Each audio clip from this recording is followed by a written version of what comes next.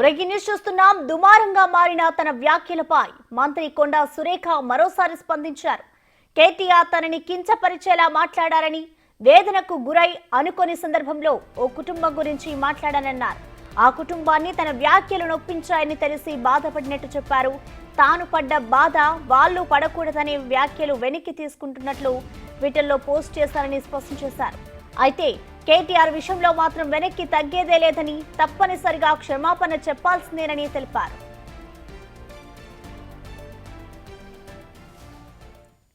Character గురించి, మరి వారి గతంలో వారు చేసినటువంటి కార్యక్రమాల గురించి, మహిళల మీద వారికి ఉన్నటువంటి మరి చులకన భావం గురించి మాట్లాడుతూ మరి ఆయన నన్ను రొచ్చెగొట్టే విధంగా మాట్లాడినప్పుడు నేను భావోద్వేగానికి లోనై మరి కొన్ని ఆయన మీద నేను విమర్శలు చేయాల్సిన అవసరం వచ్చింది. ఆ సందర్భంలో నాకు ఇంకెవరి మీద కూడా వ్యక్తిగత ద్వేషం కానీ మరి వ్యక్తిగత కోపం కానీ లేదు. అనుకోని ఆ సందర్భంలో ఒక కుటుంబం మాట నేను తీయడం ఏదైతే ఉందో అది అనుకోకుండా నా నోటి నుంచి జరగడం జరిగింది. ఆ తర్వాత వారి ట్వీట్ చూసిన తర్వాత నేను కూడా చాలా బాధపడ్డాను. ఎందుకంటే ఏ విషయంలో నేనైతే బాధపడతా ఉన్నానో ఆ విషయంలో నేను ఇంకొకరిని నొప్పించాను అని తెలిసి రాత్రి వెంటనే మరి దాన్ని వెనక్కి తీసుకుంటూ నేను ట్వీట్ చేయడం జరిగింది. కాబట్టి నాకు జరిగిన అవమానం, నేను పడ్డ బాధ ఇంకొకరు పడకూడదు అనేటువంటి ఒక ఆలోచనతోటి నేను బేషరతుగా దాన్ని వెనక్కి తీసుకోవడం జరిగింది. కానీ కేటీఆర్ విషయంలో మాత్రం తగ్గేది లేదు. ఆయన తప్పనిసరిగా క్షమాపణ చెప్పాల్సిన అవసరం ఉంది. ఆయనే చేసేదంతా చేసి ఈరోజు నన్ను క్షమాపణ చెప్పాలి అని డిమాండ్ చేయడం ఏదైతే ఉందో మరి దొంగ అని తనే దొంగ అని అరిచినట్టుగా ఉంది. ఆ విషయంలో మాత్రం ఎట్టి పరిస్థితుల్లో కూడా వెనక్కి తగ్గేది లేదు. కేటీఆర్ గారు క్యారెక్టర్ గురించి, మరి వారి గతంలో వారు చేసినటువంటి కార్యక్రమాల గురించి, దీనికి సంబంధించిన కంప్లీట్ డీటెయిల్స్ ని మా ప్రతినిధి వేణు అందిస్తారు. వేణు, చెప్పండి. ఏదైతే కొండా సురేఖ నాగ చైతన్య సమంత విడాకులకు సంబంధించి వ్యాఖ్యలు చేశారో ఆ వ్యాఖ్యలపై మరొకసారి అయితే ఆవిడ స్పందించారు. అసలు మొత్తంగా ఏం చెప్పుకొచ్చారు? ఇటు కేటీఆర్ ని కూడా వదలను అంటూ చెప్పుకొస్తున్నారు కదా, డీటెయిల్స్ ఏంటి వేణు?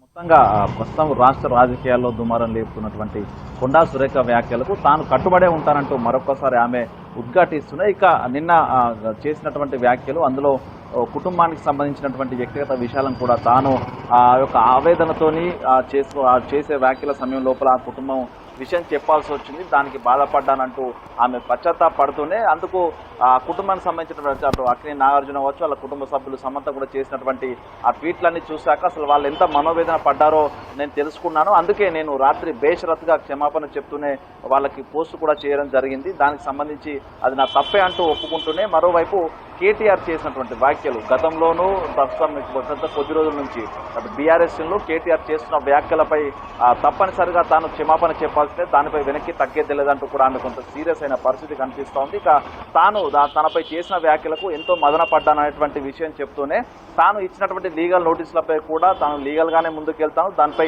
ఏం చేయాలో చేస్తానంటూ కూడా ఆమె మరొకసారి కేటీఆర్కు పరోక్షంగా హెచ్చరికలు జారీ చేసింది. సో ఓవరాల్గా తెలంగాణ వ్యాప్తంగా మొత్తంగా సినీ ఇండస్ట్రీని షేక్ చేస్తున్న వ్యాఖ్యలపై తాను ఫుల్ స్టాప్ పెడుతున్నానంటూ కూడా ఆమె పరోక్షంగా సినీ ఇండస్ట్రీకి ఇక దీనిపై ఎవరు స్పందించొద్దు అనేటువంటి సూచన కూడా సున్నితంగా చేస్తూనే ఆ కుటుంబాన్ని కూడా తన వ్యాఖ్యల నుంచి తన కుటుంబానికి సంబంధించిన చేసిన వ్యాఖ్యలను వెనక్కి తీసుకుంటున్నట్టు కూడా ప్రకటన చేశారు. సో మొత్తంగా కేటీఆర్ పై చేసిన వ్యాఖ్యలు తాను వెనక్కి తగ్గలేని చెప్తుండడంతో కూడా మా రాబోయే రోజుల లోపల కేటీఆర్ పై చేసిన వ్యాఖ్యలు, కేటీఆర్ చేసినటువంటి గత 10 లోపల చేసినటువంటి ఆక్రమణలు దానికి సంబంధించిన ఆరోపణల విషయం లోపల కూడా ముందుకే వెళ్తానంటూ కూడా తగ్గలేదంటూ సురేఖ చెప్పిన విషయాన్ని బట్టి చూస్తే మాత్రం దీనికి కౌంటర్గా లీగల్ నోటీస్కు కౌంటర్గా మంత్రి కొండా సురేఖ ముందుకెళ్లే అవకాశం అయితే కనిపిస్తోంది. ఇక ఉదయం నుంచి కూడా చూస్తున్నాము సి ఇండస్ట్రీ నుంచి ఈ అక్కినేని ఫ్యామిలీ వ్యవహారం సురేఖ నోటి నుంచి వచ్చిన తర్వాత ఆమెకు సంఘీభావంగా వాళ్ళకి కొంచెం శుతిమెత్తంగా అటు ఎన్టీఆర్ కావచ్చు, మిగతా నేతలు అల్లు అర్జున్ కూడా ట్వీట్ చేసిన పరిస్థితి కనిపిస్తుంది. దీన్ని అందరికీ ఫుల్ స్టాప్ చెప్పాలంటూ ఆమె పరోక్షంగా సినీ ఇండస్ట్రీ సంబంధించిన పెద్దలకు కూడా ఆమె ఒక